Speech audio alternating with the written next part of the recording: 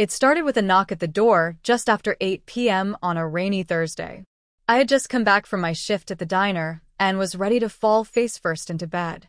Instead, when I opened the door, I saw Darnell, my sister's fiancé, standing there dripping wet, holding a small duffel bag and looking completely defeated.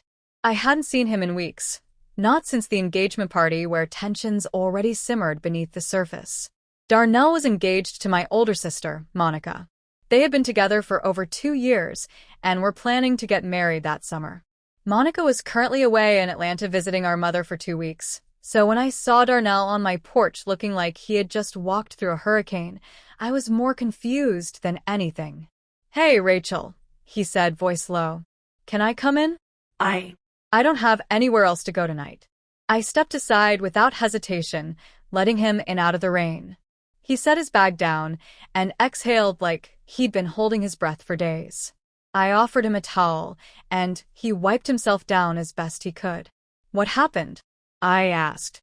"Aren't you staying at your place?" He sat down on the couch and buried his face in his hands. "Long story short, I got into a fight with my landlord. He's kicking me out over some stupid misunderstanding. I didn't know where else to go, and since Monica's out of town..." I nodded slowly. I didn't want to pry, but I could tell from his tone that this wasn't just about rent or a broken lease. Still, it wasn't my place to interrogate him. "You can crash here for the night," I offered. "The couch folds out, and there's fresh sheets in the hall closet." He looked at me, gratitude shining in his tired eyes. "Thanks, Rachel. Seriously." The next few days felt like an odd balancing act. Darnell was polite, quiet, and kept to himself for the most part. I made coffee in the mornings, and he helped cook dinner a couple of nights. There was something comforting about having someone else in the apartment, even if it was my sister's fiancé. I lived alone and worked long hours, so the company was unexpectedly nice. But slowly, something shifted. It wasn't intentional, at least not at first. We started talking more, usually late at night when the apartment was silent except for the humming fridge and the rain tapping against the windows. He told me about growing up in Newark, about his dream of opening a car repair shop, and how he'd always felt like an outsider in Monica's world of career ambition and social events. I listened, nodding along, sipping tea as he spoke. And then one night, he turned the conversation around. "You ever feel like you're just invisible sometimes?" he asked. I nodded. "All the time." "Not with me," he said, and his gaze lingered a little too long. I laughed it off at the time, blaming it on exhaustion or the wine we'd split earlier. But from that point on, I felt a change in the air. We kept talking, kept sharing, and it was like I started seeing Darnell differently, less as Monica's fiancé and more as this deeply human man who had been pushed to the edges of everything. One night, I got home later than usual. My feet hurt, my shoulders ached, and all I wanted was a hot bath. Darnell had made dinner. Nothing fancy, spaghetti and garlic bread, but it meant the world to me. No one had done something like that for me in a long time. As we ate, our knees brushed under the small dining table, and neither of us moved away. There was a quiet tension that hovered between us, unspoken but undeniable.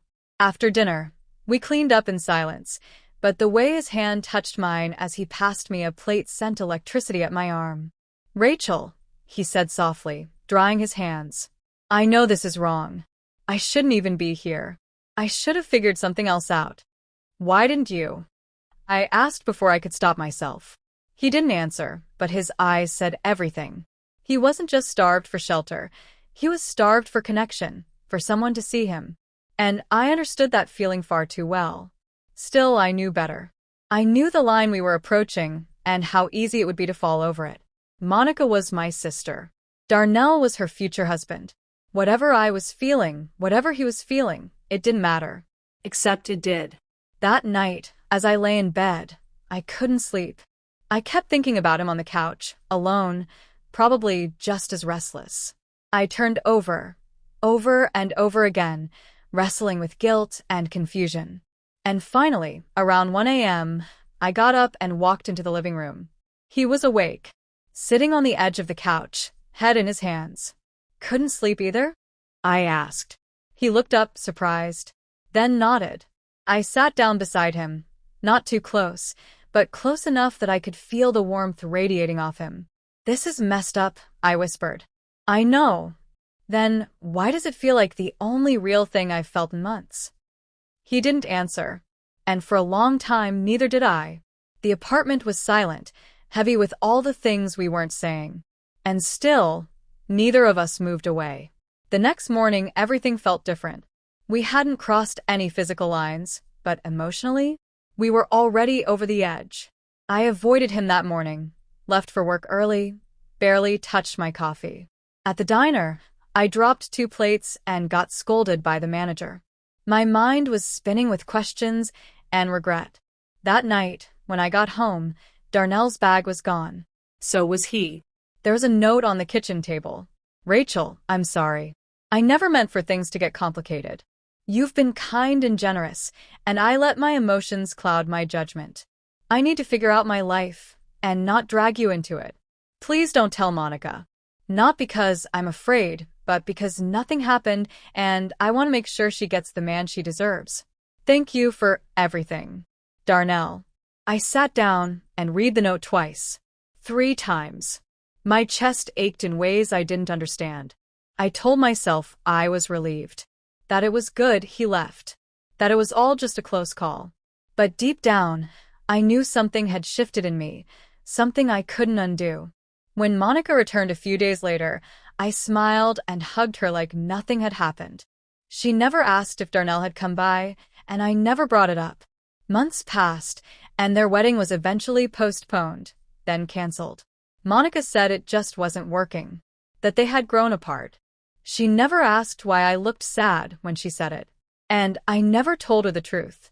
Sometimes I wonder where Darnell is now, whether he found what he was looking for, whether he ever thinks about those quiet nights, the rain tapping on the windows, and the strange, fleeting connection we shared. I think about him more than I care to admit. But some stories don't need an ending. Sometimes just being seen, truly seen, is enough to change everything, even if only for a little while.